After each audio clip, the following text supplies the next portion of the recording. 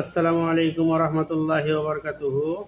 আবু হুরায়রা রাদিয়াল্লাহু হতে বর্ণিত, রাসূলুল্লাহ সাল্লাল্লাহু আলাইহি ওয়াসাল্লাম বলেছেন,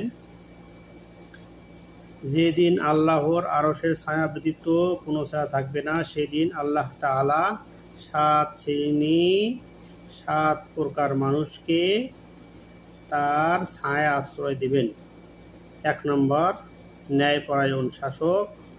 2 নম্বর, যে যুবক আল্লাহর ইবাদতের ভিতর গড়ে ওঠে। 3 নাম্বার, যার অন্তরের সম্পর্ক সর্বদা মসজিদের সাথে থাকে।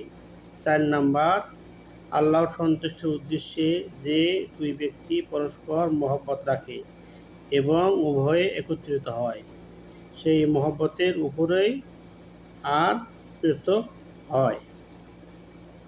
5 নাম্বার, এমন ব্যক্তি যাকে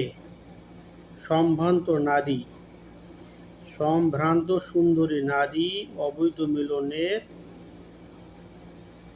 মিলনের জন্য আহ্বান জানায়, তখন সে বলে, আমি আল্লাহকে ভয় করি। 6 নম্বর, যে ব্যক্তি গোপনে এমনভাবে দান করে যে তার ডান হাত যা দান করে বাম হাত তা জানতে পারে না। 7 নম্বর, যে ব্যক্তি নির্জনে আল্লাহকে স্মরণ করে এবং তাতে আল্লাহর ভয়ে